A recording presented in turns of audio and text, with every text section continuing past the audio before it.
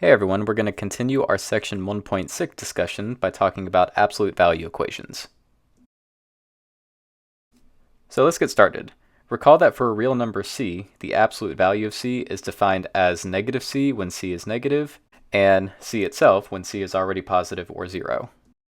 So these cases really just mean the following. If I have a negative number, multiply it by -1, it becomes positive. Or if I have a number that's 0 or positive already, then the absolute value of that number is the original number. So let's get a refresher. If I need to compute the absolute value of 2 minus 27, I first use the order of operations and subtract 2 from 27 to get the absolute value of -25, and that becomes positive 25. Next, take the absolute value of 3 times 2 minus the absolute value of the quantity -12 plus 6. Absolute value bars behave kind of like parentheses in the order of operations. So I'm going to combine that -12 and positive 6 first, and I'm going to multiply the 3 and the 2 together. This becomes -6 minus the absolute value of -6. That reduces to -6 minus 6, which is the absolute value of 0, which is simply 0. Now suppose we needed to solve the equation the absolute value of x is equal to 4. By simple guesswork, we can find solutions of x equals to positive 4 and -4. In other words, we know that the absolute value of positive 4 is equal to 4 and the absolute value of -4 is equal to 4. So plugging either of these values into x will give me a solution of 4. So the point is that anything inside the absolute value bars should come up to being positive 4 or -4 to be a solution for this equation. So here's the general strategy. If a is some algebraic expression and c is a non-negative real number, then we can solve the equation absolute value of a equals to c by solving the two equations a equals to positive c and a equals to negative c. So to be clear, the thing that's getting both a positive and negative version is the number c on the outside of the absolute value bars. The whole point is that the quantity a inside becomes either positive c or negative c so that we can get a final result of c. First, let's solve the equation absolute value of x plus 5 is equal to 5 for x. The point is that the quantity inside the absolute value bars, that x plus 5, needs to either become a -5 or a positive 5. So we'll split this into two cases. This gives us the equations of x plus 5 equals to -5 and x plus 5 equals to 5. These are linear equations, so solving them is pretty straightforward. We'll get solutions of x equals to -10 and x equals to 0. So our solution set to this absolute value equation is x equals -10 and 0.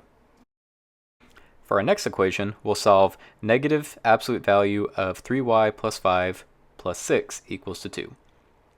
This is going to require some changing because I need to have an equation of the form absolute value of stuff equals to a number to use our strategy. So what we're going to do is take the equation as it is and try to solve for our absolute value term. I'll first start by subtracting a 6 from both sides. And this is going to give me negative absolute value of 3y plus 5 is equal to -4. And then I will divide or multiply both sides by -1. You'll get the same result either way to get the absolute value of 3y plus 5 is equal to positive 4. So this last line on the left is the desired form that we want so we can use our strategy. Now that I'm here, I can split this into two cases. I'll get 3y plus 5 equals to -4 and 3y plus 5 equals to positive 4. Again, I have two linear equations that I can solve independently. Doing so is going to get me solutions of y equals to -3 and y equals to -1/3. Therefore, these are going to be the values of y in our solution set. So just to clarify, the first example of this page was already in the prescribed form. I have absolute value of stuff equals to a positive number. That's when I split into two cases. The second example just took a little bit of reworking. I had to solve for the absolute value term by getting all of my numbers to the other side, and then I could split it into two cases. This next slide shows us a couple of special cases that we need to watch out for. So suppose I have absolute value of -14y plus 3 equals to 2. To get things into the correct form, I'll subtract a 3 from both sides and find absolute value of -14y plus 3 is equal to -1. Now that's a problem. We know that absolute value quantities, no matter what's inside them, cannot produce values less than 0. Yet this equation is demanding a value of y that gives us a -1 as a result. This is a mathematical contradiction, so we'll say that no solutions for y exist. Now, in our next example, solve for x in the equation absolute value of 3x plus 1 minus 2 equals to -2. By adding a 2 to both sides, we get the equation absolute value of 3x plus 1 equals to 0. 0 is the only real number that's neither positive nor negative. I can't split this into two equations where I have a positive and a negative version. The nice thing about this case is that I get to just drop the absolute value signs and solve the equation 3x plus 1 equals to 0 and get a solution of x equals to -1 over 3. So these are our two special cases. If my right-hand side is a negative number and my left-hand side is an absolute value term with nothing else in front of it, I get no solutions. But if my right-hand side is just a 0 and my left-hand side is an absolute value term with nothing else around it, then I get to just drop the bars and solve for x. In this last case, we explore what happens when I have the absolute value of something equals to the absolute value of something else. For example, what if I had the absolute value of x minus 4 equals to the absolute value of 2x plus 1? Now imagine that we applied the same strategy, but twice, one for each side. Basically, this would yield 4 possibilities which we can expand in the following way. Obviously, these possibilities are a lot, and they don't look super nice.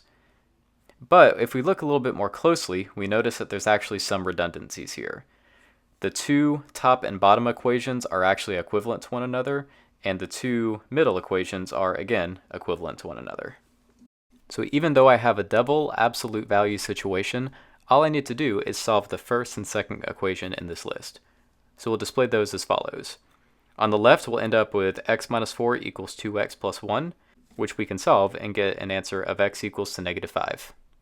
And on the right, we'll end up with x minus 4 equals -2x minus 1 when that negative is distributed. Now just applying some techniques for linear equations, we can get two solutions of x equals to -5 and x equals to +1.